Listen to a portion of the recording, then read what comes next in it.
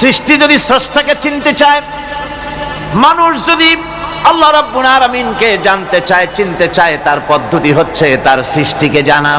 তার সৃষ্টির মাধ্যমেই তাকে চেনা যাবে। আল্লাহ পাক বলেন, আল্লাযীনা ইয়াযকুরুনাল্লাহা কিয়ামান ওয়া কুউদান ওয়া আলা জুনুবিহিম ওয়া ইয়াতাফাক্কারুনা ফী খালকিস সামাওয়াতি ওয়াল আরদ রব্বানা মা খালাকতা হাযা বাতিলা সুবহানাকা ফাকিনা আযাবান নার। আল্লাযীনা ইয়াযকুরুনাল্লাহা কিয়ামান ওয়া কুউদান ওয়া আলা জুনুবিহিম, যারা দাঁড়িয়ে, বসে, শুয়ে, এক কথায় সর্বাবস্থায় যারা আল্লাহ পাককে স্মরণ করে, তার আকাশ এবং জমিন সৃষ্টির ব্যাপারে চিন্তা ভাবনা করে, রাত এবং দিনের পরিবর্তনের চিন্তা করে, তার সৃষ্টি নৈপুণ্যতা নিয়ে যারা গবেষণা করে, তারাই হচ্ছে আল্লাহ পাকের খাঁটি বান্দা, একজন সত্যানুসন্ধানী। চোখের সামনে যখন নিখিল বিশ্বের পরমাণু থেকে শুরু করে সূর্য, চন্দ্র, গ্রহ, নক্ষত্র, বিশাল আকাশ পর্যন্ত, গাছপালা, তরুলতা, সমুদ্র, মহাসমুদ্র, পশু পক্ষী ইত্যাদি যখন তার নজরে পড়ে, তখন একজন সত্যের অনুসারী ব্যক্তি, একজন সত্যের অনুসন্ধানী ব্যক্তি, তার মুখ থেকে বেসাক্তা স্বতঃস্ফূর্তভাবে নিজের অজান্তে মুখ থেকে যে শব্দটা বেরোয়, সে শব্দটা হচ্ছে আলহামদুলিল্লাহি রাব্বিল আলামিন। সমস্ত প্রশংসা হচ্ছে ওই আল্লাহ পাকের, যিনি এগুলিকে সৃষ্টি করেছেন। আর তিনি কোনো কিছু কি বেকার সৃষ্টি করেন নাই, খামোখা সৃষ্টি করেন নাই। প্রত্যেকটির পেছনে রয়েছে বিরাট বিরাট উদ্দেশ্য। এখানে মানুষের সবচাইতে বড় ভ্রান্তি, মানুষের সবচাইতে বড় ভুল, সেটা হলো এই, দুর্ভাগ্যজনকভাবে সকল সৌন্দর্যের মহাশিল্পী আল্লাহ পাককে মানুষ ভুলে যায়। তারা প্রশংসা করে নদীর, প্রশংসা করে নারীর অঙ্গ প্রত্যঙ্গ নিয়ে তারা কবিতা লেখে, নারীর সৌন্দর্য নিয়ে কবিতা লেখে, সাহিত্য রচনা করে, সূর্য নিয়ে, চন্দ্র নিয়ে, চাঁদের মায়াবী জ্যোৎস্না নিয়ে, এর সুন্দর সুষমা নিয়ে কবিতা লেখে, প্রজাপতির রং দিয়ে গান তৈরি করে, ফুলের সৌন্দর্য এবং তার সৌরভ দেখে মানুষ পাগল হয়ে যায়। এগুলির পিছনে গান, সাহিত্য ইত্যাদি কবিতা রচনা করে। কিন্তু এই সৌন্দর্য যিনি সৃষ্টি করেছেন, সে আল্লাহ পাককে বেমালুম ভুলে যায়। সেই জন্যে স্রষ্টার প্রশংসা করতে হবে। আল্লাহ পাক শেখাচ্ছেন, শুরুতেই শেখাচ্ছেন, আলহামদুলিল্লাহি রাব্বিল আলামিন। পড়েন সবাই, আলহামদুলিল্লাহি রাব্বিল আলামিন। আল্লাহ রাব্বুল আলামিন তোমাকে যদি কোনো বিপদ দেন, এই বিপদ থেকে তোমাকে কেউ মুক্ত করতে পারবে না, কেউ বাঁচায় দিতে পারবে না। আল্লাহ যদি তোমার জন্য বিপদ রেখে দিয়া থাকেন, এই বিপদ থেকে বাঁচাবার ক্ষমতা কারো নাই। আর আল্লাহ যদি তোমাকে কোনো কল্যাণ দিতে চান, তাহলে সেই কল্যাণ প্রতিহত করতে পারে, সে কল্যাণের পথে বাধা দিতে পারে। আকাশে জমিনে এমন কেউ নাই। সুবহানাল্লাহ পড়ে। কাজে শক্তি তো সবটাই আল্লাহ রাব্বুল আলামিনের, ক্ষমতা সবটা কার? আল্লাহ সুবহানাহু ওয়া তাআলা। কল্যাণও করেন তিনি, আর অকল্যাণ যদি করেন, সে অকল্যাণ থেকে বাঁচবার উপায় নাই। কল্যাণ যদি করতে চান, ঠেকাবারও কারো উপায় নাই। মুমিন ব্যক্তির আত্মমর্যাদা এভাবে বেড়ে যায় ইমানের কারণে। ইমানের কারণে তার আত্মমর্যাদাটা এত বেড়ে যায় যে সে হক কথা বলতে গিয়া রিজেকের চিন্তা করে না, চাকরির চিন্তা করে না।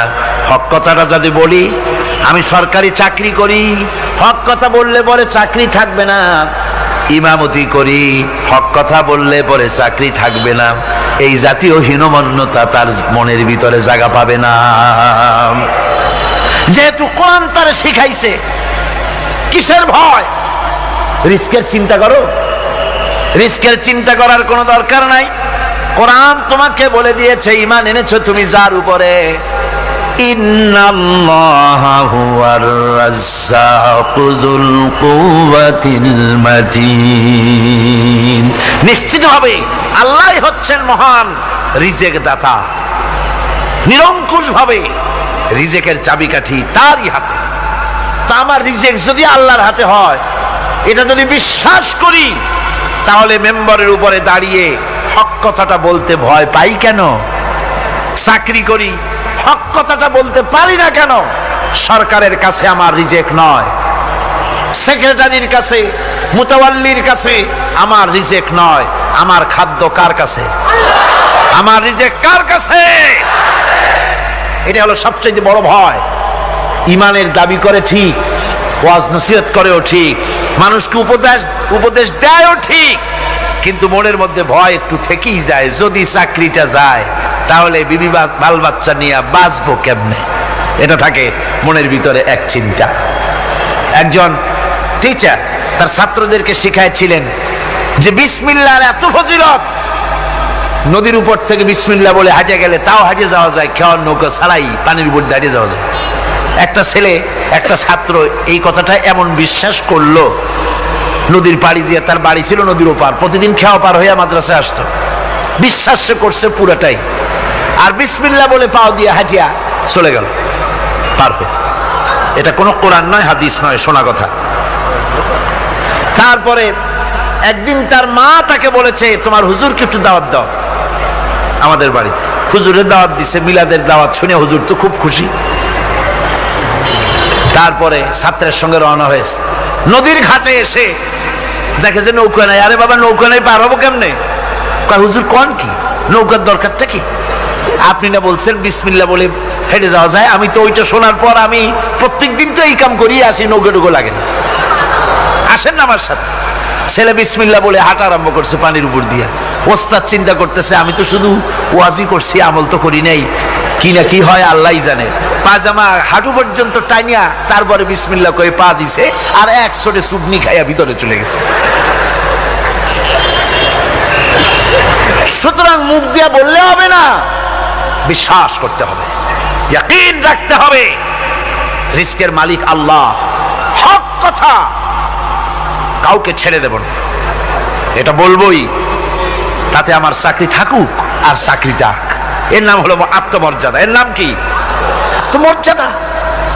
নইলে আপনি মসজিদের ইমাম, আর দুর্ভাগ্যজনক সত্য, মসজিদের ইমামগুলি অধিকাংশ ক্ষেত্রে এমন সব সেক্রেটারি, মুতাওয়াল্লি হয় যারা ইসলামী আদর্শকে বিশ্বাসী করে না। কথাটা ঠিক কিনা?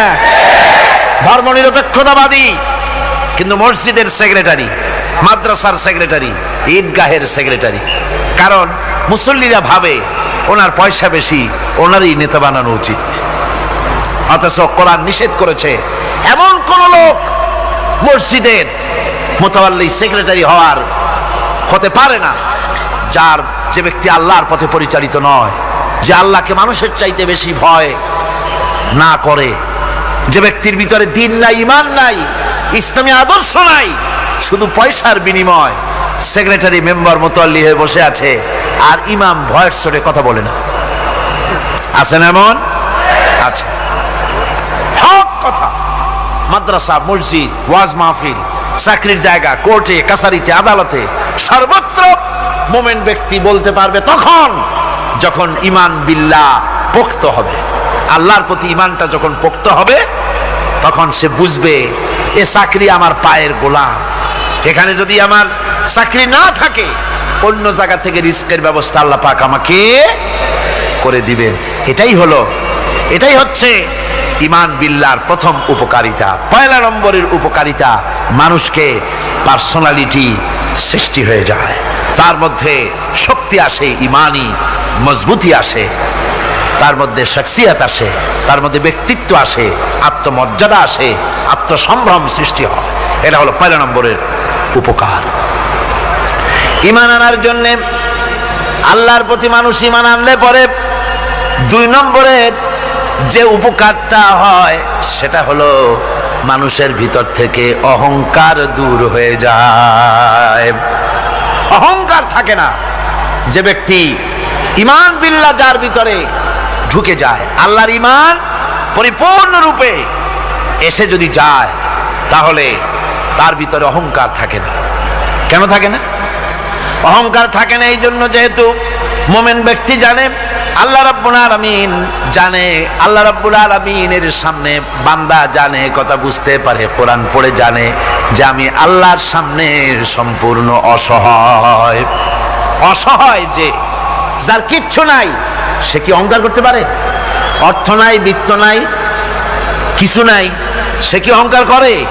অহংকার কারা করে? অহংকার করে যাদের অর্থ আছে, বিত্ত আছে, শিক্ষা আছে, বিদ্যা আছে, স্বাস্থ্য আছে, জমি আছে, জমা আছে, বাড়ি আছে, কল আছে, কারখানা আছে, গাড়ি আছে, এরাই না অহংকার করে। কিন্তু ঈমান বিল্লাহ যখন আসি তখন সে বুঝতে পারে আমার শক্তি কোনো শক্তি নয়, ওয়া হুয়াল কাহিরু ফাওকা ইবাদি। সমস্ত আল্লাহ রাব্বুল আলামিন বলছেন সমস্ত বান্দার উপরে কর্তৃত্ব হচ্ছে আল্লাহ পাকের। আল্লাহর কর্তৃত্ব থেকে বেরিয়ে আসার ক্ষমতা কারো নাই। সবচাইতে শ্রেষ্ঠ শক্তি কার? আল্লাহ পাক।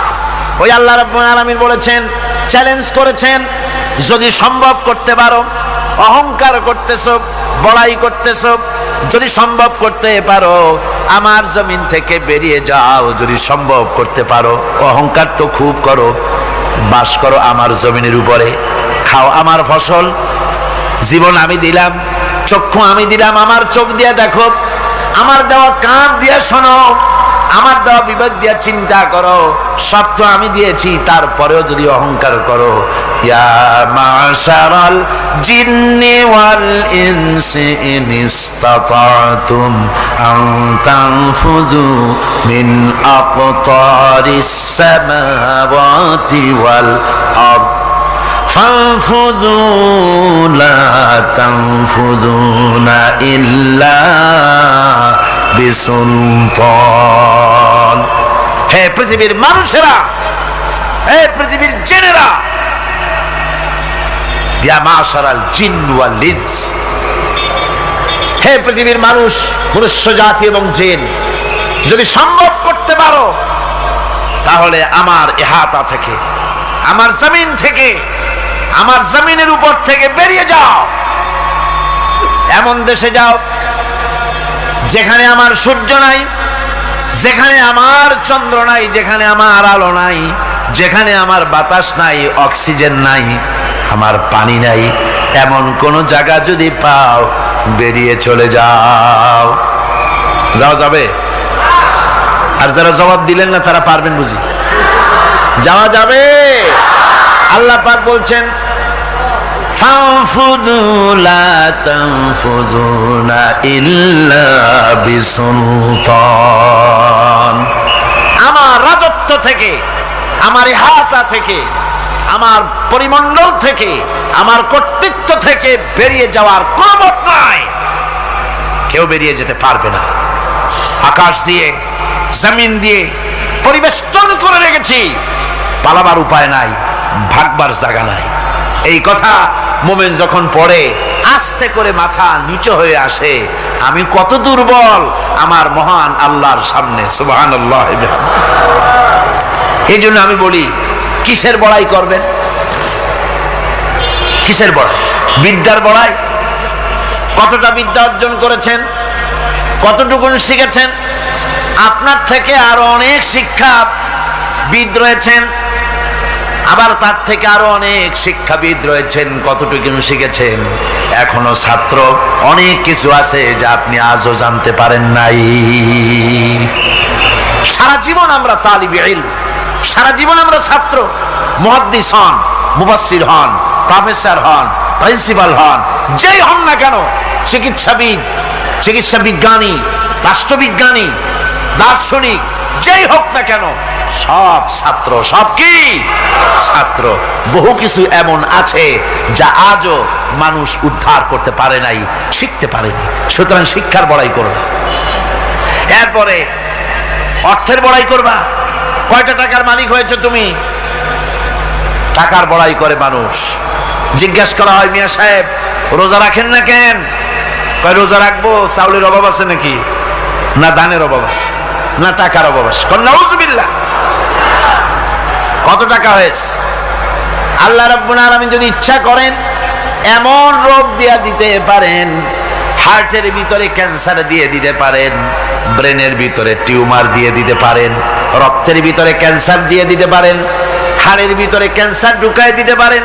এমন রোগ হয়ে যেতে পারে ডাক্তারের 14 গোষ্ঠী গুলে খেলেও রোগ ভালো হবে না। সারা জীবন যত টাকা কামাই করেছেন গোষ্ঠী বেচতেও ঔষধের পয়সা হবে না। পারবে কিনা আমার আল্লাহ? জোরে বলেন পারবেন কিনা? পারবেন, প্রচন্ড ক্ষমতা। কাজী বান্দা যখন এগুলি পড়ে মাথাটা নিচু হয়ে আসে যে ক্ষমতা তো তার, বড়াই করার কোনো উপায় নাই। আমরা কিতাবের মধ্যে পড়েছিলাম, সেই আল মুস্তাতরফ একটা কিতাব ছিল, আলেমে পড়ানো হতো। মৌলানা শামসুদ্দিন সাহেব পড়েছেন নিশ্চয়ই? জি, ওলামারা পড়েছে। সেই কিতাবে আলেম ক্লাসে পড়ানো হতো তখন আমাদেরকে একটা আরবি সাহিত্য।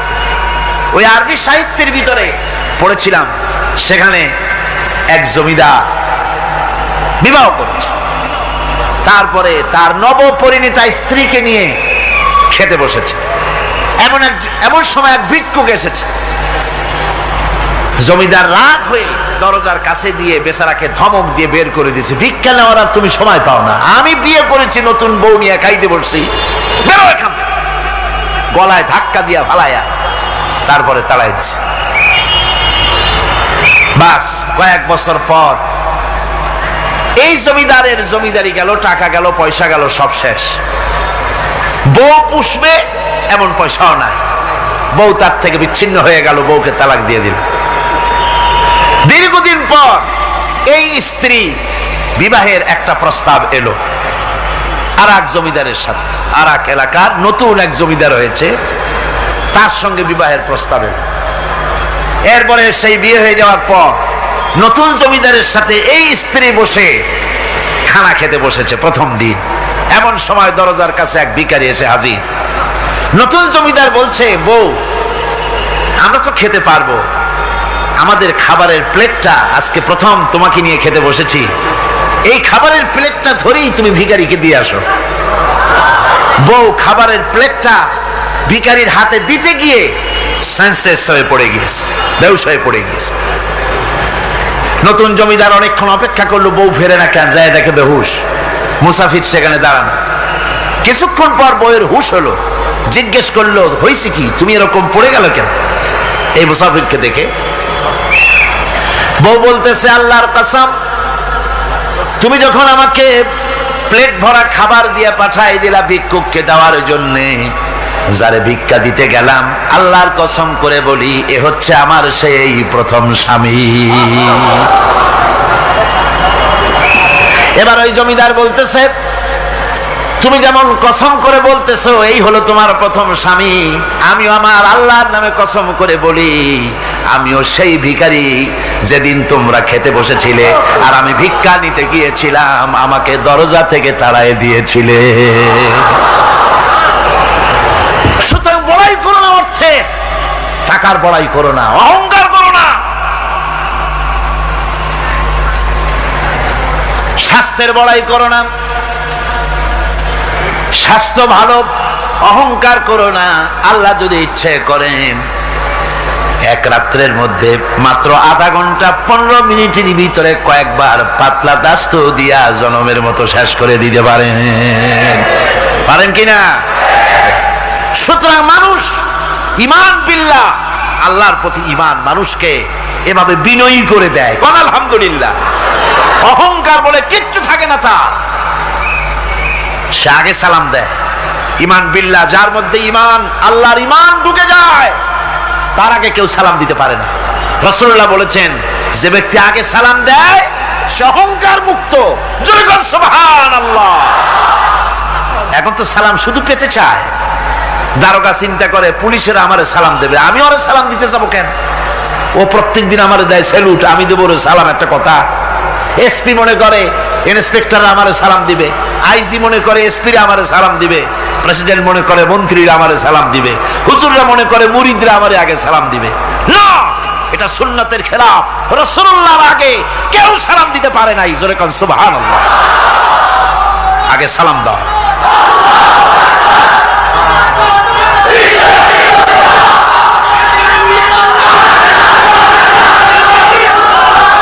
এই সালামের প্রচলন মুসলমানদের মধ্যে বেশি বেশি হওয়া উচিত। আপনারা সালামের প্রচলন চালু করে দিবেন, বেশি করে চালু করবেন। বউরে সালাম দিবেন, বউ আপনাকে দেবে। ঘরের মধ্যে ঢুকবেন, ঢুকেই বলবেন আসসালামু আলাইকুম ওয়া রাহমাতুল্লাহি ওয়া বারাকাতুহু। বাইরের থেকে গেছেন, ঘরে ঢুকেই প্রথম সালাম দেন, বউ সালামের জবাব দেবে, বউ আপনাকে দেবে। বাচ্চাদের সালাম দেন, বাচ্চারা আপনাকে দিবে। এরকম সালামের প্রচলন চালু করেন। রাসূলুল্লাহ বলেছেন, মানে একটা গাছের আড়ালে এই সালাম হলো, লোকটা গাছের আড়ালে চলে গেছে, আবার দেখা হয়েছে, আবার সালাম দেন। এখন এই সালাম কমে গেছে, এখন সালামের পরিবর্তে অনেক কিছু হয়েছে। সালাম দেয়, তার জবাবও দেয় না। যদি বলে কেউ গরিব মানুষ সালাম দিয়েছে বড় লোক করে, আসসালামু আলাইকুম, ওয়ালাইকুম আসসালাম বলতে চায় না, একটু মাথা নাড়ে। তারপরে জিজ্ঞেস করে, স্যার কেমন আছেন? এই যাচ্ছে, কেটে যাচ্ছে। কি কেটে যাচ্ছে? তোমার কল্লা? আলহামদুলিল্লাহ বলতে পারো না? অধিকাংশ ক্ষেত্রে যদি জিজ্ঞেস করেন কেমন আছেন, এই যাচ্ছে, কেটে যাচ্ছে। আপনার যত অসুখ হোক আগে বলেন আলহামদুলিল্লাহ, তারপরে অসুখের কথা বলেন। আপনার যদি কোনো অসুবিধা থাকে আগে আলহামদুলিল্লাহ কন, তারপরে অসুখের কথা কন। হযরত সুফিয়ান সাউরি রাহমাতুল্লাহ আলাইহি আল্লাহর একজন জবরদস্ত ওলি ছিলেন। একবার তার সামনে এক মুরিদ এসেছে, মাথায় একটা বড় রুমাল খিসা বান্দা। জিজ্ঞেস করলেন, মিয়া তোমার এই মাথাটা এরকম বান্দা কেন? কয় যে হুজুর, মাথার যন্ত্রণায় অস্থির হয়ে গেছি, সেই জন্য মাথাটা বাঁধে রাখছি। এরকম ব্যথা কয়দিন হয়েছে? কয় যে না, সবসময় হয় না, বছরে 2-1 হইলেও পারে, না হইলেও পারে। বলে বছরে 2-1 মাথা ব্যথা হয়, সেই ব্যথাটা দড়ি দিয়া বান্ধা মানুষকে দেখাইলা যে আমার ব্যথা হয়েছে, অসুবিধাটা দেখালে, আর যতদিন ভালো ছিলে ওইটার প্রমাণ স্বরূপ মাথায় কি বান্ধা মানুষকে দেখাইছো। সুতরাং শুকরিয়া আদায় করো সব সময়, আলহামদুলিল্লাহ আলা কুল্লি হাল। সব অবস্থা আমি ভালো আছি, আমার থেকে আরো অনেক খারাপ আছে। সুতরাং সালামের প্রচলন তারাই করে বেশি যারা বিনয়ী হয়। অহংকার যাদের মধ্যে জায়গা পায় না। অহংকার পাবে কি করে? বান্দা কোরআন থেকে জেনেছে, ওয়াল্লাহুল গানিয়্যু ওয়া আনতুমুল ফুকারা। আল্লাহ রাব্বুল আলামিন বলেন, তোমরা হলে সবাই ফকির, তোমরা হলে সব মুকাবিক্কি, আর একমাত্র আল্লাহ রাব্বুল আলামিন বেনিয়াজ। আল্লাহই শুধু বেনিয়াজ, আর সব কি মুকাবিক্কি কার কাছে? আল্লাহর কাছে। এই জন্য বিনয়ী হতে হবে। যে জমিনটা বাস করি, জমিনটা কার? চিল্লায় কোন কার? লিল্লাহি মা ফিস সামাওয়াতি ওয়া মা ফিল আরদ। আকাশও তার, জমিনও তার। এই কথা যদি জানা থাকে, বিশ্বাস থাকে, তাহলে সেই ব্যক্তি অহংকার করতে পারে না, সে বিনয়ী হয়। ঈমান বিল্লাহ তাকে বিনয়ী বানায় দেয়। আর বিনয়ী মানুষ, নিরহংকার মানুষই আল্লাহর কাছে বেশি পছন্দ। এই ঈমান তার ভিতরে এই কথা জাগ্রত করে দেয়। আমি যদি একটা গাড়ির মালিক হয়ে থাকি, আমি যদি একটা বাড়ির মালিক হয়ে থাকি, আমি যদি স্ত্রী পুত্র সন্তান পেয়ে থাকি, আমি যদি মন্ত্রী হয়ে থাকি, আমি যদি কিছু পেয়ে থাকি, আমার হাতের কামাই দ্বারা পাই নাই। আল্লাহ শিখাই দিচ্ছেন, ওয়ামা বিকুম বিনিমাতিন ফামিনাল্লাহ। যত নেয়ামত তোমরা পেয়েছো সব আল্লাহ রাব্বুল আলামিন দিয়েছেন। জোরে বলেন সুবহানাল্লাহ। দাতাকে ভুলে যেও না, আল্লাহর কাছে বিনয়ী হও। সমস্ত নেয়ামত একমাত্র তিনিই দিয়েছেন। ঈমান বিল্লাহর দ্বারা মানুষের এই গুণ সৃষ্টি হয়, এই উপকার হয় মানুষের, যে সে বিনয়ী হয়ে যায়। আল্লাহ পাক কোরআনে কারীমের মধ্যে আরো বলেন, ওয়ালা তামশি ফিল আরদি মারহান ইন্নাকা লান তাখরিকাল আরদা ওয়ালান তাবলুগাল জিবালা তুলা। ওয়ালা তামশি ফিল আরদি মারহান, আমার এই জমিনের উপরে অহংকার করে হেঁটো না। আল্লাহ পাক নিষেধ করেছেন, জমিনের উপরে অহংকার করে হেঁটো না। এই জমিনের উপরে অহংকার করে হাঁটতে গিয়া তুমি পদাঘাত করে আমার জমিনটারে ফাটাই দিতে পারবে না। আবার অহংকার করে লাভ দিয়া আমার পাহাড়টার উচ্চতাও ছাড়াই যেতে পারবে না। যখন তুমি পাহাড়ের উচ্চতা ছাড়াতে পারবে না, যখন জমিনটারে লাথি মেরে ফাটাই দিতে পারবে না, তখন আবার অহংকারটা কিসের? কিসের অহংকার? নিজের দিকে তাকাও, তোমারে আমি বানাইছি কি দিয়া? তোমার পেটের মধ্যে কি? তোমার শরীরের মধ্যে কি? মলমূত্র দিয়ে পেটটা ভরা, আর দুনিয়ায় এসেছো এক ফোঁটা নাপাক পানি দিয়ে। যে নাপাক পানি ফোঁটা শরীর থেকে বেরিয়ে গেলে পরে গোসল ওয়াজিব হয়ে যায়, ফরজ হয়ে যায়, এমন একটা নাপাক পানি যার জন্মের উৎস, তার তো অহংকার করার শোভা পায় না। অহংকার করবেন কেবলমাত্র কে? চিল্লায় বলেন কে? হাদিসে কুদসির ভিতরে এসেছে, আল্লাহ পাক বলেছেন অহংকার হচ্ছে আমার ইজার, অহংকার হচ্ছে আমার চাদর। যে ব্যক্তি অহংকার করে সেজন্য আমি আল্লাহর চাদর নিয়ে টানাটানি করে। জোরে কর নাউজুবিল্লাহ, চিল্লায় কর নাউজুবিল্লাহ।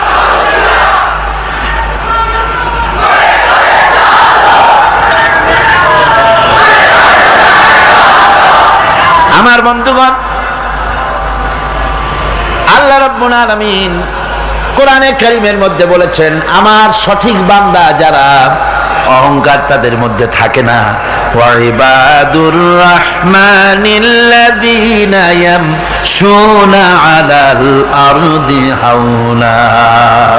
রহমানের বান্দা যারা, আমি আল্লাহ পাকের গোলাম যারা, তারা জমিনের উপরে খুব বিনয়ের সাথে চলে। তাদের চলাফেরা দেখলেই বোঝা যায় লোকটা বিনয়ী, আল্লাহর বান্দা। সুবহানাল্লাহ ওয়া বিহামদিহি। কি বলেন? মানুষের চলাফেরা, চাহনি, ওঠা বসা, কথাবার্তা দেখলেই বোঝা যায় না লোকটা কি চরিত্রের? বোঝা যায়। এক পদের মানুষ আছে গম্ভীর হয়ে বসে থাকে, মনে হয় যেন নবজাদা নসরুল্লাহ খানের শালা। নামাজ নাই। কি হয়েছে? মাইক এমনি আজকে আমি নিজেও টের পাচ্ছি, আমি মাইকের আওয়াজ নিজেও পাচ্ছি না। মাইকটা ভালো করে দেন মাইকের অপারেটর, আর জোরে সোরে একটু জিকির করেন, লা ইলাহা ইল্লাল্লাহ, লা ইলাহা ইল্লাল্লাহ, লা ইলাহা ইল্লাল্লাহ।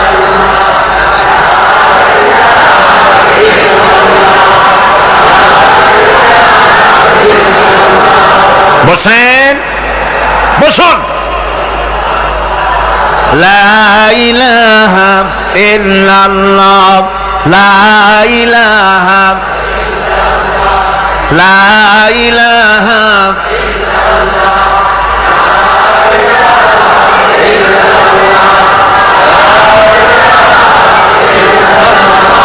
লা ইলাহা ইল্লাল্লাহ মুহাম্মাদুর রাসূলুল্লাহ। বন্ধুগণ, আল্লাহর প্রতি ঈমান আনলে পরে যে গুণ সৃষ্টি হয়, যে গুণাবলী সৃষ্টি হয়, সেই গুণের মধ্যে 2 নম্বরের গুণটা আমি বললাম, বিনয় এবং বিনম্রতা সৃষ্টি হয়, অহংকার মুক্ত হয়ে যায়। এটা হলো 2 নম্বরের উপকার। প্রথম নম্বরের উপকার হচ্ছে মর্যাদা সৃষ্টি হয়। 2 নম্বরে কি হয়? অহংকার মুক্ত হয়ে যায়। আল্লাহ রাব্বুল আলামিনের উপরে ঈমান আনলে পরে, ঈমান বিল্লাহ যখন এসে যায় ভিতরে, আল্লাহর প্রতি যখন ঈমান পরিপূর্ণতা লাভ করে, তখন তার 3 নম্বরের উপকার যেটা হয় সেটা হলো সে নির্ভীক হয়ে যায়, তার মধ্যে বীরত্বের সৃষ্টি হয়। জোরে বলেন আলহামদুলিল্লাহ। ঈমানদার লোক কোনোদিন কাপুরুষ হয় না। ঈমানদার লোক কাপুরুষ হয় না, বীর পুরুষ হয়। আর পৃথিবীতে কাপুরুষেরা কোনো ইতিহাস সৃষ্টি করতে পারে না। বীর পুরুষ জীবনে মরে একবার, আর কাপুরুষ মরে জীবনে বারবার। পাতিশিয়ালের ডাক শুনে চিতই পড়ে। ট্রাকের টায়ার পাংচার হয়েছে, আওয়াজ শুনে হার্ট ফেল করে। এই হলো যারা নাকি ঈমানের দিক থেকে দুর্বল, তাদের এই অবস্থা।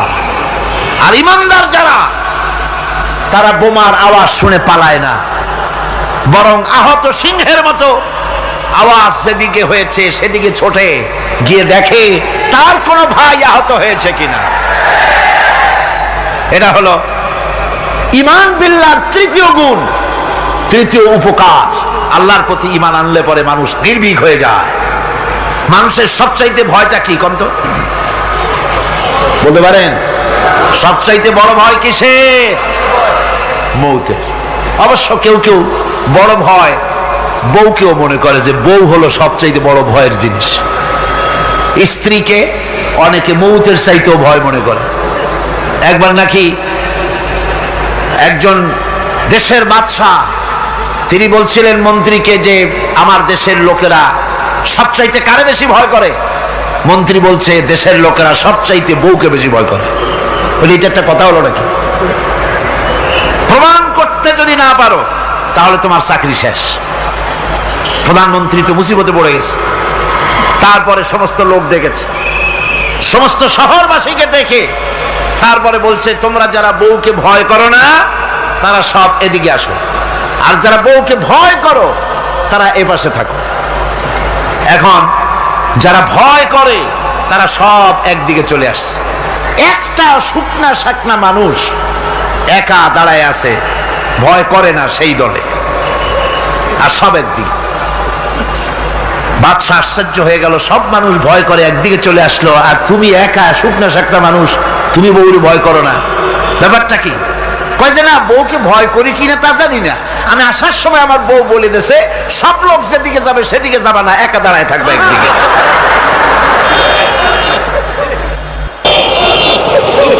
কাজেই মানুষেরা ভয় করার ব্যাপারে ভয়ের নানান রকমের দিক আছে, কিন্তু প্রকৃতপক্ষে এটা একটা উপমা দিলাম আমি মাত্র। প্রকৃতপক্ষে মানুষের কাছে সবচাইতে বড় ভয় হলো মৃত্যুর ভয়। সবচাইতে ভয় কিসের ভয়?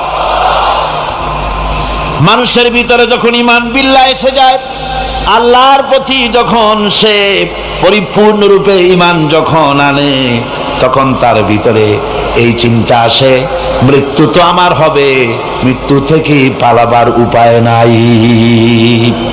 পালাবার উপায় যদি থাকতো তাহলে না হয় অবশ্যই ভয় পেতাম না, কিন্তু মৃত্যু থেকে তো পালাতে পারবো না, তখন কাপুরুষ হবো কেন?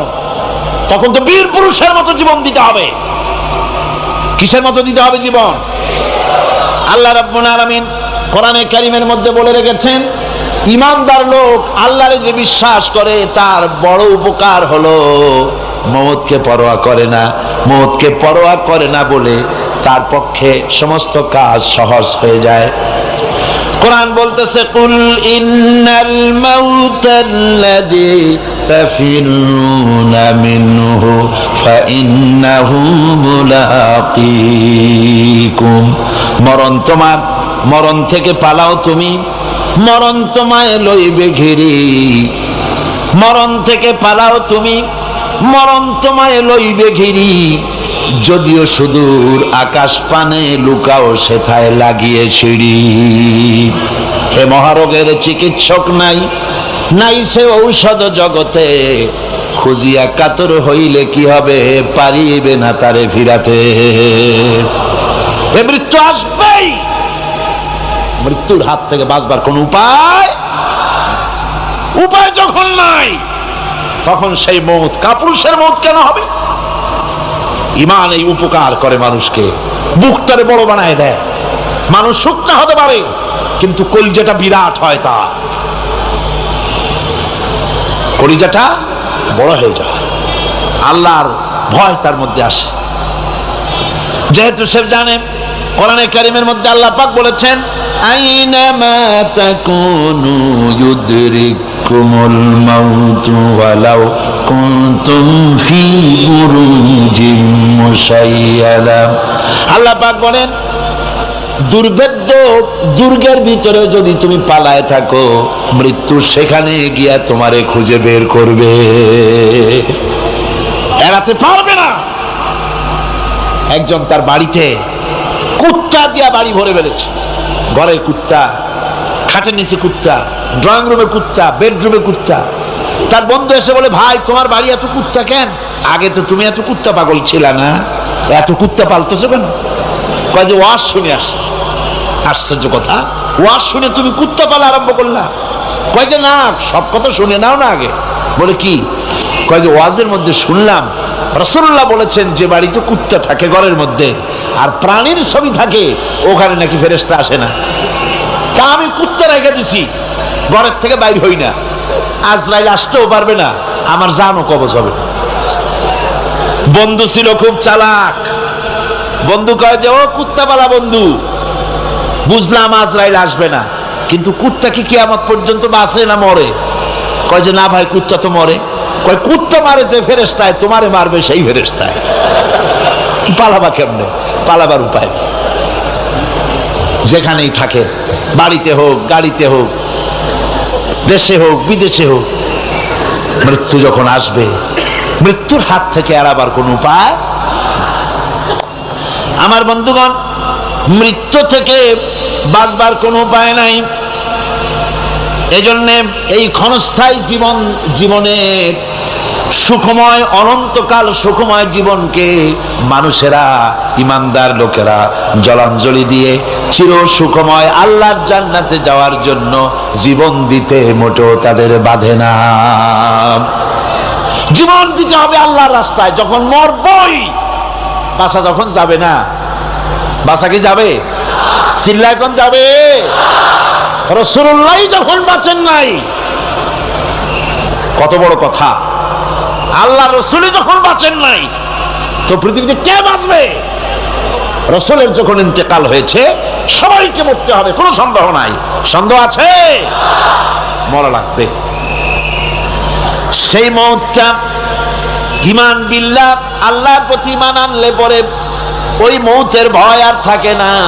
মনটা তখন নির্ভীক হয়ে যায়, সে বীর হয়ে যায়। তখন তার মন বলে, মরা যখন লাগবে, জীবনটা যিনি দিয়েছেন তার জন্য দিয়ে দেই না কেন? জীবন যিনি দিয়েছেন তার জন্য দিয়ে দেই। বদরের যুদ্ধ, রাসূল করিম সাল্লাল্লাহু আলাইহি ওয়াসাল্লাম লোক তৈরি করতেছেন, সৈন্য রিক্রুট করতেছেন। বদরের যুদ্ধ, আমার ভাইরা, চারটিখানি কথা নয়।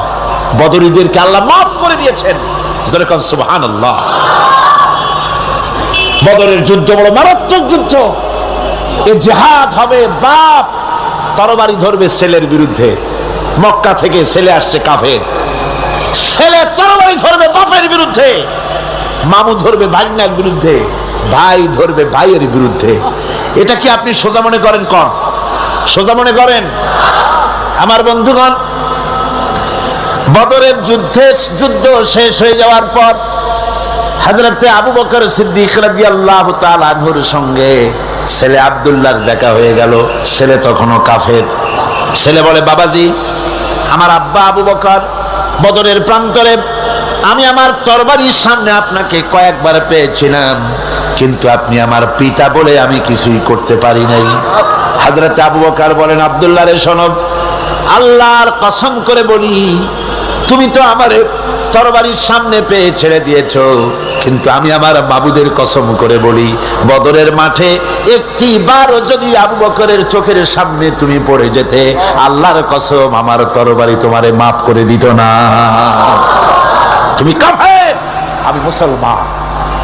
তোমার সাথে আমার সম্পর্ক পিতা পুত্রের স্নেহের সম্পর্ক হতে পারে তখন যখন আদর্শের প্রশ্ন মিল হবে, নইলে তুমি কাফের, আমি মুমিন। পিতা হিসাবে স্নেহ তোমার যেটা পাওয়া দরকার আমার কাছে, সেই স্নেহ থেকে তুমি বঞ্চিত থাকবে। এই যুদ্ধে সৈন্যদেরকে রিক্রুট করা সোজা ব্যাপার ছিল না। হুজুর সাল্লাল্লাহু আলাইহি ওয়াসাল্লাম সাহাবীদেরকে তৈরি করতেছেন জিহাদের জন্য। কিভাবে কথাটা পারবেন, হুজুর কথা গোছায় বলতেছেন। হযরত বর্ষিয়ান সাহাবী হযরত মিকদাদ রাদিয়াল্লাহু তাআলা আনহু হুজুরের অবস্থা বুঝতে পারতেছেন। হযরত মিকদাদ দাঁড়িয়ে গেলেন হুজুরকে সাহস দেওয়ার জন্য। হযরত মিকদাদ দাঁড়িয়ে গিয়ে বলছেন, ইমদি বিনা ইয়া রাসূলুল্লাহ হাইসুমা তাশা, আয় হাইসুমা আমারাকাল্লাহ। হে রাসূল, আপনি আমাদের নিয়ে চলুন যেদিকে আপনার খুশি, অর্থাৎ আল্লাহ আপনাকে আমাদেরকে নিয়ে যেদিকে যেতে বলেন সেদিকে নিয়ে যান। ইন্না লা নাকুলু লাকা কামা ক্বালা বনি ইসরাঈল লিমূসা আলাইহিস সালাম ইযহাব আনতা ওয়া রাব্বুকা ফাকাতিলা ইন্না হাহুনা কাঈদুন। আমরা মুসা আলাইহিস সালামের উম্মত না। সুবহানাল্লাহ। হুজুর কি খুশি হচ্ছেন এই বক্তৃতা শুনে, মেঘদাদের বক্তৃতা শুনে হুজুর কি খুশি হচ্ছেন। হযরত মেঘদাদ বলছেন, হুজুর আমরা মুসা আলাইহিস সালামের উম্মত না। মুসা আলাইহিস সালামের উম্মতেরা বলেছিলেন, হে মুসা তুমি আর আল্লাহ আর জিবরাইল এই তিনজনই গিয়ে ফেরাউনের মোকাবেলা করো, আমরা পারবো না। আমরা এই কথা বলবো না। বল ইযহাব আনতা ওয়া রাব্বুকা ফাকাতিলা ইন্না মাআকুমা মুকাতিলুন। হে রাসূল, বরং আমরা বলি আপনি চলুন আমাদেরকে নিয়ে, আপনার রব আপনাকে যেদিকে যেতে বলে আমাদেরকে নিয়ে চলুন, আমরা আপনার সাথে থেকে কাফেরদের বিরুদ্ধে লড়াই করব, তরবারি চালাবো ততক্ষণ পর্যন্ত মা দামাত আইনু মিন্না তাতাররাফ, যতক্ষণ পর্যন্ত থামো, যতক্ষণ পর্যন্ত চোখের একটা পাতাও নড়ে, যতক্ষণ পর্যন্ত চোখের একটা পলক পড়ে ততক্ষণ পর্যন্ত যুদ্ধ চালাতে থাকবো। অর্থাৎ নাক দেয়া নিঃশ্বাস যতক্ষণ আসে আর যায় আপনার সপক্ষে তরবারিগুলি ঝলসে উঠবে। চলেন আমাদেরকে নিয়ে যেদিকে আপনি যেতে চান। রাসূলুল্লাহ কি যে খুশি হলেন, সুবহানাল্লাহ। আল্লাহর নবী দারুণ খুশি হয়ে গেলেন। নবীজি বললেন, ও সাহাবীরা, তোমাদের মন মানসিকতা যখন এই রকম, তাহলে কুমু বিনা ইলা জান্নাতিন জান্নাতুন আরদুহা কাস সামাওয়াতি ওয়াল আরদ। কুমু বিনা ইলা জান্নাতিন, ওঠো চলো আমার সাথে সেই বেহেশতের দিকে, যেই বেহেশতটা ওই বিশাল আকাশের চাইতে, এই জমিনের চাইতে অনেক অনেক বড়। সেই বেহেশতে যাওয়ার জন্য চলো আমার সাথে, ওঠো দাঁড়াও।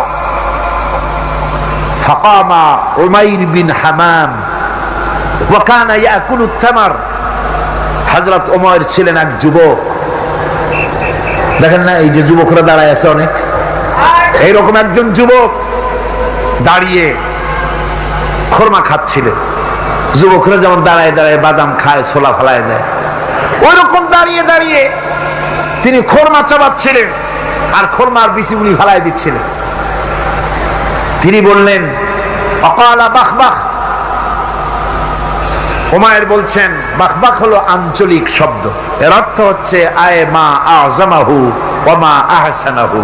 হে রাসূল, কি সুন্দর কথা আপনি বললেন, কি বড় কথা আপনি বললেন।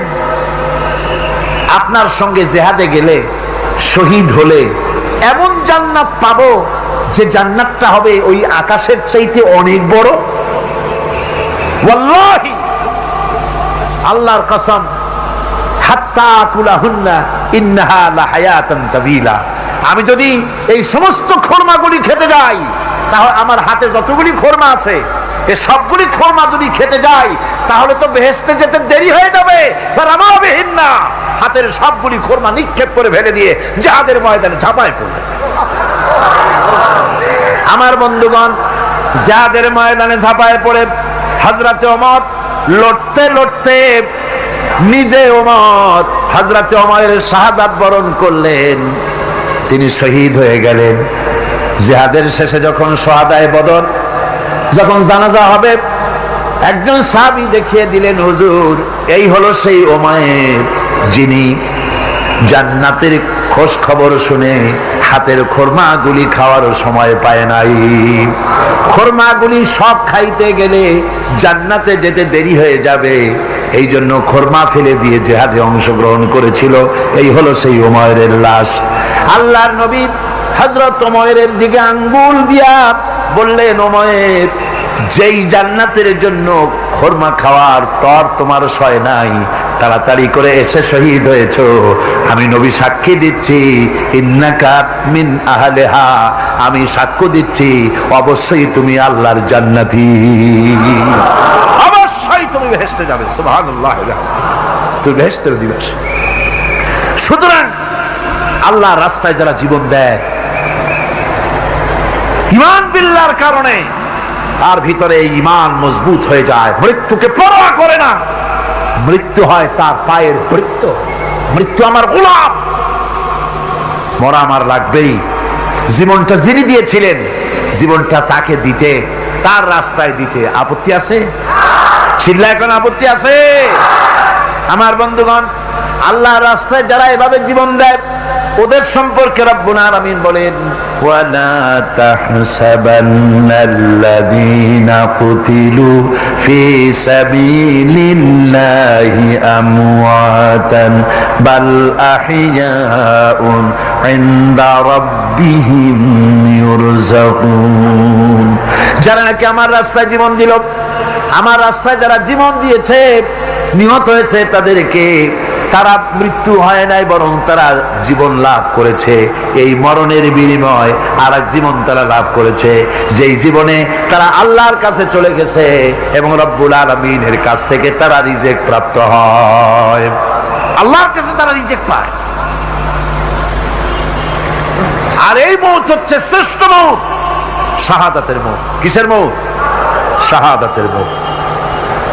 আমার বন্ধুগণ, জীবনের পরোয়া মুমিনের সবচেয়ে বড় উপকার আল্লাহর পর ঈমান আনার। জীবনের পরোয়া সে করে না, কারণ রাসূলুল্লাহ বলেছেন, শাহাদাতের মৌতের যন্ত্রণা, শরীরে যদি কেউ চিমটি কাটে, খামসি কাটে, একটা চিমটি দিলে যতটুকু ব্যথা লাগে, মৃত্যুর শাহাদাতের এই মৃত্যুর যন্ত্রণা এর থেকে বেশি কিছু না।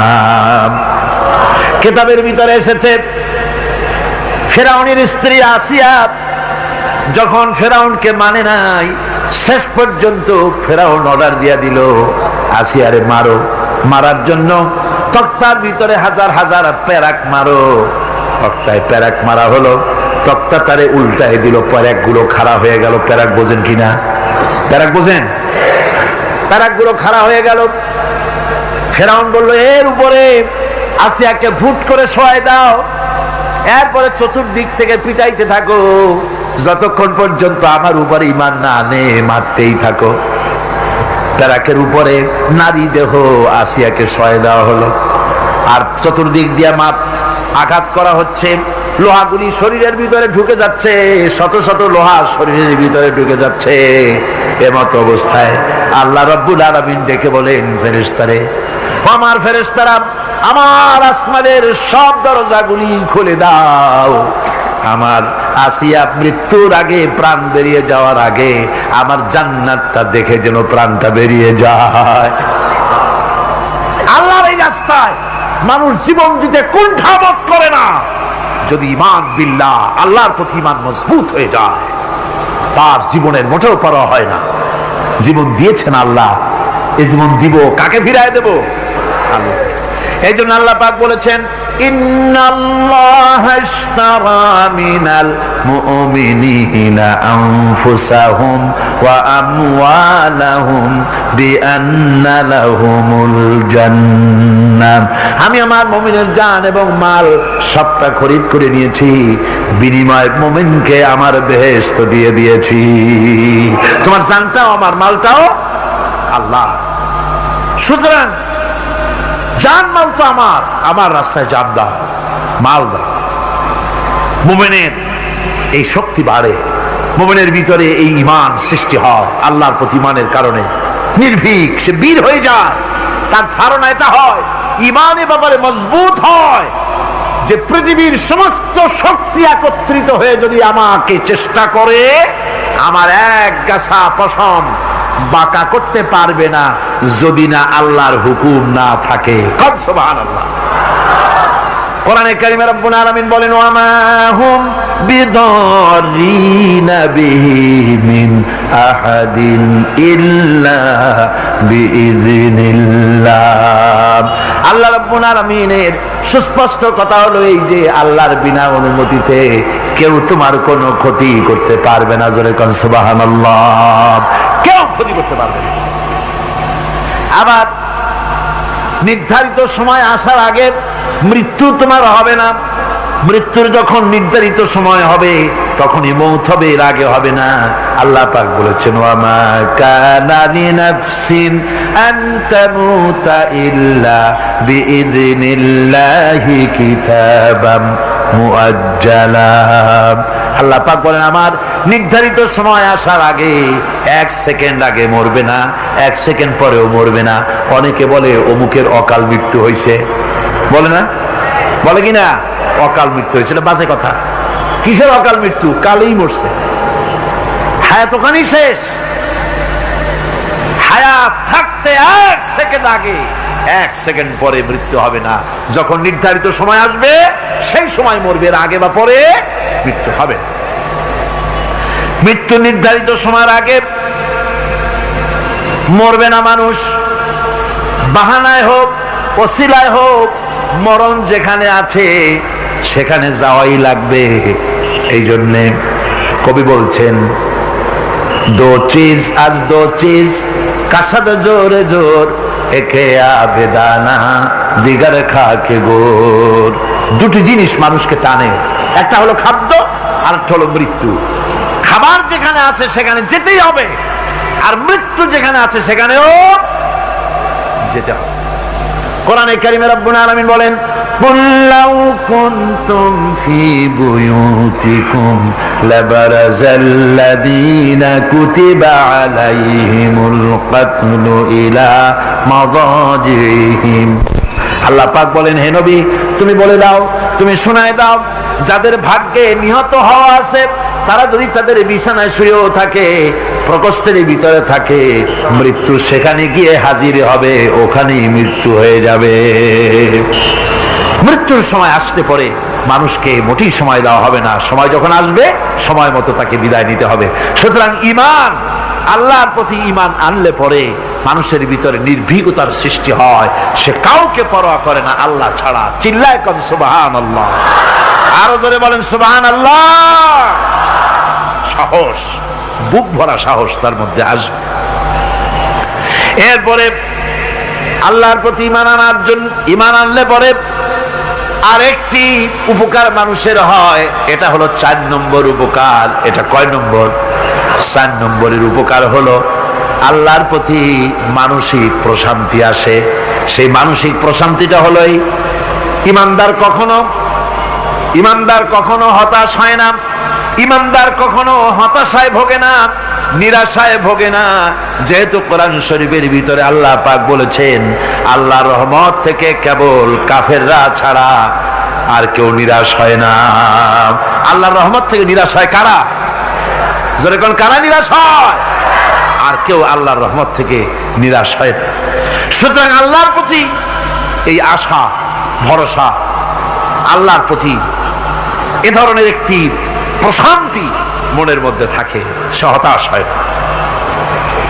কারণ আল্লাহর প্রতি ঈমান আশায় তার বুক বেঁধে দেয়। আল্লাহ পাক কোরআনে কারীমের মধ্যে বলেছেন আল্লাযী খালাকানি ফাহুয়া ইয়াহদিন। আল্লাহ ইব্রাহিম আলাইহিস সালামের মুখ দিয়ে কথা বলেছেন, আল্লাহ হচ্ছেন তিনি যিনি আমাকে সৃষ্টি করেছেন আর আমার হেদায়েতের রাস্তাও তিনি দেখিয়ে দিয়েছেন। والذي هو يطعمني ويسقين। আর আমি যখন ক্ষুধার্ত হই তিনি আমারে খাওয়ান, আর আমি যখন তৃষ্ণার্ত হই তিনি আমারে পান করান। কে খাওয়ান? কে খাওয়ান আর পান করান কে? আল্লাহ পাক বলেন ওয়াইদা মারিতু ফাহুয়া ইয়াশফিন। ইব্রাহিম আলাইহিস সালামকে দিয়ে আল্লাহ এই কথাও বলালেন, আমি যখন অসুস্থ হই আমারে রোগ মুক্ত কে করে দেয়? বলেন না কে করে দেয়? আল্লাহ রাব্বুল আলামিন রোগ মুক্ত করে দেন। হযরত আইয়ুব আলাইহিস সালামের ঘটনা কোরআনে কারীমের মধ্যে আল্লাহ রাব্বুল আলামিন উঠায় দিয়েছেন, বলে দিয়েছেন যাতে করে মুমিনেরা মনের মধ্যে আল্লাহর প্রতি আশা ভরসা আনতে পারে। রোগ হয়েছে হযরত আইয়ুব আলাইহিস সালামের, এত অসুখ, অসুখে রোগে শোকে আত্মীয় স্বজন স্ত্রী পুত্র পরিজন সব তারে ছেড়ে গেল, গায়ে পোকা হয়ে গিয়েছে। 1 বছর 2 বছর নয়, বছরের পর বছর ধরে রোগাক্রান্ত অবস্থায় আইয়ুব আলাইহিস সালাম আছেন। এবার সমস্ত শরীর ছেড়ে জিহ্বার মধ্যে পোকা হওয়া শুরু হয়ে গেছে। হযরত আইয়ুব আলাইহিস সালাম জিহ্বায় যখন পোকা শুরু হয়ে গেল, আল্লাহর দরবারে তখন তিনি ফরিয়াদ করে বলেছিলেন রব্বুল আলামিন, সারা শরীরে পোকা ধরলো, শরীর জরা জরা হয়ে গেল, রোগে শোকে শেষ হয়ে গেলাম, কোনো শিকায়ত করি নাই, এবার তো কথা না বলে পারি না মাবুদ, তুমি দয়া করে আমার জিহ্বায় পোকা দিও না। আমার জিহ্বাটা পোকা ধরেছে, দয়া করে পোকা জিহ্বায় দিও না, কারণ আমার জিহ্বায় যদি পোকা হয়ে যায় তাহলে তোমার মতো আল্লাহর জিকির আমি কি দিয়া করব। আমার জিহ্বাটা ভালো রাখো আল্লাহ। হযরতে আইয়ুব আলাইহিস সালাম পড়েছিলেন আন্নী মাসানি আদ-দুরর ওয়া আনতা আরহামুর রাহিমিন। আয় আল্লাহ, আমি রোগাক্রান্ত হয়ে পড়েছি আর তুমি তো রহমান রহিম। দোয়া মঞ্জুর হলো, আল্লাহ পাক আইয়ুব আলাইহিস সালামকে রোগ মুক্ত করে দিলেন। রোগ হলে পরে কে সেরে দেয়? কে সেরে দেয়? আল্লাহর প্রতি এই আশা, এই ভরসা, এই চিন্তা থাকতে হবে। আল্লাহ পাক বলেন, যখন আইয়ুব আমার কাছে দোয়া করল আমিও জবাব দিয়া দিলাম। কোন সুবহানাল্লাহ।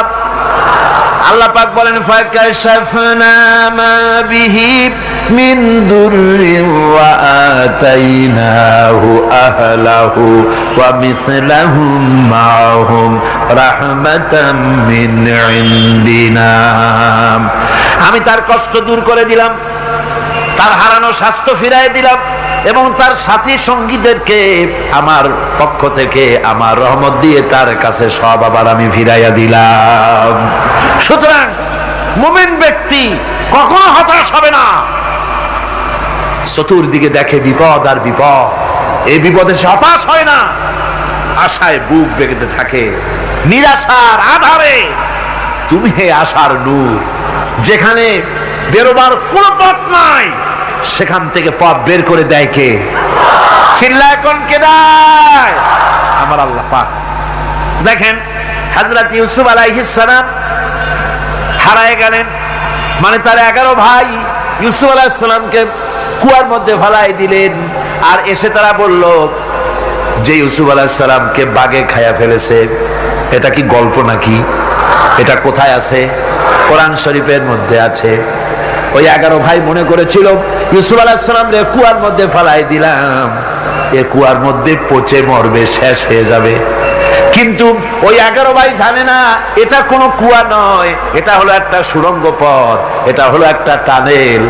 এক মুখে ইউসুফকে ফেলাই দিল 11 ভাই, কুয়ার আরেক মুখ থেকে আল্লাহ হযরত ইউসুফকে বের করে মিশরের সিংহাসনে বসায়া দিলেন। ওরা বুঝে না, তাই চিরকাল পাপীরা আল্লাহর বান্দাদেরকে, আল্লাহর দ্বীনের গোলামদেরকে অত্যাচার করে, মনে করে শেষ করে ভালাবো, কিন্তু শেষ আল্লাহর গোলামেরা হয় না, ওরাই শেষ হয়। ঠিক কিনা কর? জনে বলেন ঠিক কিনা? ভাইরা আমার, হযরত ইয়াকুব আলাইহিস সালাম ছেলের চিন্তায় চিন্তায় চোখ দুটো অন্ধ হয়ে গেছে, কাঁদতে কাঁদতে চোখ অন্ধ হয়ে গেছে। কিন্তু হতাশ হন নাই, কারণ হতাশ হবে কেবলমাত্র কাফেরেরা। হতাশ হয় কারা? আল্লাহ বলেছেন হতাশ হয় কাফের, ইমানদার কখনো হতাশ হয় না। হযরতে ইয়াকুব আলাইহিস সালাম ছেলে হারাইয়া কি বলতেছেন শোনেন। আল্লাহ তার কথা কোরআনে কারীমের ভিতরে আল্লাহ কি সুন্দর করে উঠায়া দিয়েছেন। হযরত ইয়াকুব পড়তেছেন, ফাসাবরুন জামিলুন আসাল্লাহু আইয়াতিয়ানি বিহিম জামিআন ইন্নাহু হুয়াল আলিমুল হাকীম। ফাসাবরুন জামিল, ধৈর্য ধারণ করাই এখন আমার জন্য উত্তম। আমি এখন ধৈর্য ধারণ করব, হয়তো শীঘ্রই আল্লাহ আমার যাদের হারাইছি তাদের সকলকে আল্লাহ আমার কাছে ফিরিয়ে দিবেন। তিনি সুবিজ্ঞ, তিনি প্রচন্ড ক্ষমতার মালিক। আশায় বুক বেঁধে থাকলেন তিনি। আর ইউসুফ আলাইহিস সালাম আজকে প্রেসিডেন্ট, তিনি মিশরের কি তিনি 11 ভাই গেছে সেইখানে খাবার আনার জন্য। হযরত ইউসুফ আলাইহিস সালামের চিনতে কোনো কষ্ট হয় নাই, ওরা তো চেনে নাই, কিন্তু ইউসুফ আলাইহিস সালাম চিনে ফেলেছেন। হযরত ইউসুফ কোনো প্রতিশোধ নিলেন না। হযরত ইউসুফ পরিচয় দিলেন আর বললেন, ভয় পাইও না, খাদ্য তোমাদেরকে দিয়া দিব। তোমাদের ব্যাপারে আমার বক্তব্য হচ্ছে, লা তাসরিবা আলাইকুমুল ইয়াউম, তোমাদের বিরুদ্ধে আমার কোনো ক্ষোভ নাই, বিদ্বেষ নাই, মাফ করে দিলাম। এই জামাটা নিয়ে যাও, আমার আব্বার জন্য এই জামাটা নিয়ে যাও। জামা নিয়ে যাচ্ছে মিশর থেকে। কোথায় কেনান, কোথায় মিশর? মিশর থেকে ইউসুফ আলাইহিস সালামের জামা নিয়ে ছেলেরা কেনানের দিকে যাচ্ছে, আর এদিকে হযরত ইয়াকুব বলতেছেন, আমি যেন আমার নাকের ভিতরে ইউসুফের গন্ধ পেতেছি। সুবহানাল্লাহ। জামা চলে এলো, চোখের উপরে তিনি রাখলেন, আল্লাহ চোখ ভালো করে দিলেন। সুবহান। ভাইরা আমার, এই জন্য যারা আল্লাহর উপরে ভরসা করে, আল্লাহর ঈমান যাদের মধ্যে এসে যায়, ঈমান বিল্লাহর বড় উপকার হলো সে হতাশ হয় না। যত বড় বিপদ হোক হতাশ হয় না। দেখেন ইউসুফ আলাইহিস সালাম কি কেমন করে জুলাইখা ঘেরাও করে ফেলে দিয়েছে, দরজা বন্ধ, তালা বন্ধ, জানালা বন্ধ, সিটকানি মারা, খিল মারা, তালা দেওয়া, বেরোবার কোনো পথ নাই, চতুর্দিকে নগ্ন চিত্র। এবার জুলাইখার প্রবৃত্তিকে চরিতার্থ করতে হবে, খারাপ কাজ করতে হবে, বেরোবার পথ নাই। হযরত ইউসুফ আলাইহিস সালাম তিনি জানেন দরজা সব বন্ধ, পালাবার পথ নাই, কিন্তু আল্লাহ রাব্বুল আলামিনকে তিনি ভয় করলেন। যুবক মানুষ, আল্লাহ রাব্বুল আলামিনকে ভয় করলেন। রব্বুল আলামিনকে ভয় করে তিনি তালাবদ্ধ দরজার দিকে দৌড় মারলেন। রব্বুল আলামিন আপন কুদরতে সবগুলি দরজা খুলে দিলেন। ওয়া মান ইয়াত্তাকিল্লাহা ইয়াজআল লাহু মাখরাজা। যে ব্যক্তি আমারে ভয় করে, আমার পথে চলতে চায়, আমি রাস্তা খুলে দেই। সুবহানাল্লাহ ওয়া বিহামদিহি। সুতরাং ঈমানে বুক বাঁধো জওয়ানেরা, তরুণেরা, হতাশ হওয়ার কোনো কারণ নাই, আশায় বুক বেঁধে থাকো। আপনারা বলেন, এই পৃথিবীতে ইউনূস আলাইহিস সালাম যে বিপদে পড়ছিলেন, এর চাইতে বড় বিপদ পৃথিবীতে কিছু হতে পারে? আপনাদের চিন্তায় বুঝি পারে? এই দিকের লোকেরা কথাই কয় না মুঠে। কি বলেন, পারে? এত বড় বিপদ চিন্তাও করা যায়। কোরআনে কারীমের মধ্যে আল্লাহ রাব্বুল আলামিন বলেন, ওয়াযান্নুন ইয যাহাবা মুগাদিবান ফাযান্না আন লান নাকদিরা আলাইহি। ইউনূস আলাইহিস সালামকে যখন মাছে গিলে ফেলে দিল, মাছ এবার পানির অতল তলদেশে চলে গেছে। মাছের পেটের ভিতরে দরজা নাই, জানালা নাই, ছিদ্র নাই, পালাবার কোনো পথ নাই। আছে? আছে? ফানাদা ফিল যুলুমাতি আন লা ইলাহা ইল্লা আনতা সুবহানাকা ইন্নী কুনতু মিনাজ জালিমিন। জানেন নাই দোয়া? পড়েন সবাই, লা ইলাহা ইল্লা আনতা সুবহানাকা ইন্নী কুনতু মিনাজ জালিমিন। আয় আল্লাহ, তোমার পবিত্রতা ঘোষণা করতেছি, তুমি ছাড়া কেউ নাই, আমার তো আর বাঁচার উপায় নাই, আমি আমার উপরে জুলুম করেছি, আর তোমার পবিত্রতা ঘোষণা করতেছি। জিকির করতেছেন তিনি মাছের পেটের মধ্যে বসে। আল্লাহ রাব্বুল আলামিন বলেন, ইউনূস আলাইহিস সালাম মাছের পেটের ভিতরে বসে যে চিৎকারটা মারলেন, দুনিয়ায় কোনো তার বন্ধু বান্ধবেরা শোনে নাই, কোনো রাজা বাদশারা শোনে নাই। মাছের পেটের মধ্যে ফানাদা ফিল যুলুমাত, যুলুমাত হলো জমায় কাসির। এখানে তিনটা অন্ধকার ছিল। কয়টা অন্ধকার? একটা হলো মাছের পেটের অন্ধকার, একটা হলো রাতের অন্ধকার, আরেকটা হলো পানির অন্ধকার। ত্রিবিধ অন্ধকারের ভিতর থেকে ইউনূস আলাইহিস সালাম হতাশ হয়ে যান নাই, তিনি চিৎকার মেরে আল্লাহরে ডাক দিলেন। আল্লাহ কয়, আমি ডাক শুনছি, কেউ তোমার ডাক শোনে নাই, আমি তোমার আরশের মালিক, আমি আল্লাহ শুনতে পেয়েছি। শুধু শুনি নাই, জবাবও দিয়া দিলাম। ফাস্তাজাবনা লাহু ওয়া নাজ্জাইনাহু মিনাল গাম্মি ওয়া কাযালিকা নুজিল মুমিনিন। পড়েন না সবাই, فاستجبنا له ونجيناه من الغم وكذلك ننجي المؤمنين আমি আল্লাহ পাক বলেন আমি ইউনূসের ডাক শুনলাম, ডাকের জবাব দিয়া দিলাম, আর মাছের পেটের ভিতরে বেদনার সৃষ্টি করে দিলাম। মাছ এবার ভেসে উঠলো। মাছের আর এখন কোন উপায় নাই বমি করা ছাড়া। মাছ কিনারায় চলে এলো, ইউনূসকে বমি করে ফেলে দিল।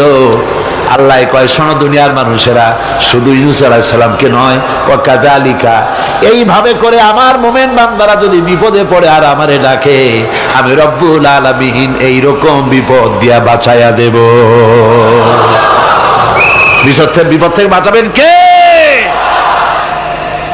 সুতরাং গতকালকের মতো আবারও বলি, বিপদ আসতে পরে মুসলমানেরা মাজারে দৌড়ায় বেশি। কন নাউজুবিল্লাহ, জোরে কন নাউজুবিল্লাহ। বিপদ আসে আর মাজারে চলে যায়, যাইয়া সেখানে কাঁদবে, মাজারের উপরে মাথা ঘা দিতে থাকে, পয়সা দেয়, মুনাজাত করে, কাঁদতে থাকে, মাজারওয়ালার কাছে বিপদ মুক্তি চায়। নাউজুবিল্লাহ পড়ে, আবারও কন নাউজুবিল্লাহ। বিশ্বাস করুন আমার ভাইরা, বিশ্বাস করুন, আল্লাহর কোরআন আমার হাতে। মাজারওয়ালার কাছে কানলে পরে ওই মাজারে যিনি শুয়ে আছেন, আল্লাহর কসম তার কোন ক্ষমতা নাই আপনাকে বিপদ থেকে বাঁচাতে পারে। আছে ক্ষমতা? জোরে বলেন আছে? বিপদ থেকে বাঁচাবে কে? কে বাঁচাবে? সমস্ত প্রশংসা, যাবতীয় প্রশংসা সে আল্লাহ পাকের, যিনি তামাম জাহানের পালনেওয়ালা রব। ইনশাআল্লাহ বাকি কথা আগামীকাল বলবো ইনশাআল্লাহ। সকালে বলেন ইনশাআল্লাহ। মুনাজাতের জন্য দাঁড়ানো ভাইরা সব বসেন, যত লোক দাঁড়িয়ে আছেন সবাই বসেন। প্রথম দিনের মুনাজাত আল্লাহ পাকের দরবারে, সব বসেন, মহব্বতের সাথে বসেন, আর একটু জিকির করেন লা ইলাহা ইল্লাল্লাহ। আল্লাহুম্মা আমিন। রব্বানা যালামনা أنفسنا وإن لم تغفر لنا وترحمنا لنكونن من الخاسرين ربنا لا تزغ قلوبنا بعد إذ هديتنا وهب لنا من لدنك رحمة إنك أنت الوهاب হায় আল্লাহ তাআলা, এই বিশাল জনসমুদ্র নিয়ে তোমার দরবারে হাত তুলেছি। কোরআনে কারীমের তাফসীরের মাহফিল আজকের এই প্রথম দিবসে তোমার কোরআন থেকে যে আলোচনা আমরা করেছি, এতে তুমি দয়া করে যে সওয়াব দিয়েছো, মেহেরবানি করে সওয়াবটুকুন রাসূল করিম সাল্লাল্লাহু আলাইহি ওয়াসাল্লামের রূহ মুবারকে পৌঁছায় দাও। तमाम পৃথিবীর মাটির নিচে যত মুমিন মুমিনাত শুয়ে আছে তাদের আরওয়ার পরে সওয়াব পৌঁছায় দাও। আয় আল্লাহ তাআলা, এই বিশাল মাহফিলের আয়োজন যারা করেছেন, আল্লাহ পাক তুমি তাদেরকে কোরআনের খাদেম বানায়া দাও। বাস্তব জীবনে কোরআন আমল করার তৌফিক তুমি দয়া করে দান করে দাও। আয় আল্লাহ তাআলা, আয় আল্লাহ তাআলা, আজকে যারা ইসলাম কবুল করলেন, নিজের বাপ দাদার ধর্ম পরিত্যাগ করে যারা মুসলমান হলেন, আয় আল্লাহ পাক তোমার দ্বীনের খাদেম তারা হতে পারে তৌফিক তাদেরকে দিয়ে দাও। সুবহান রাব্বিকা রাব্বিল ইজ্জাতি আম্মা ইয়াসিফুন ওয়া সালামুন আলাল মুরসালিন আলহামদুলিল্লাহি রাব্বিল আলামিন ওয়া জাআলা আখিরা কালিমাতিন ইনদাল মাউত লা ইলাহা ইল্লাল্লাহু মুহাম্মাদুর রাসূলুল্লাহ। আসসালামু আলাইকুম ওয়া রাহমাতুল্লাহ।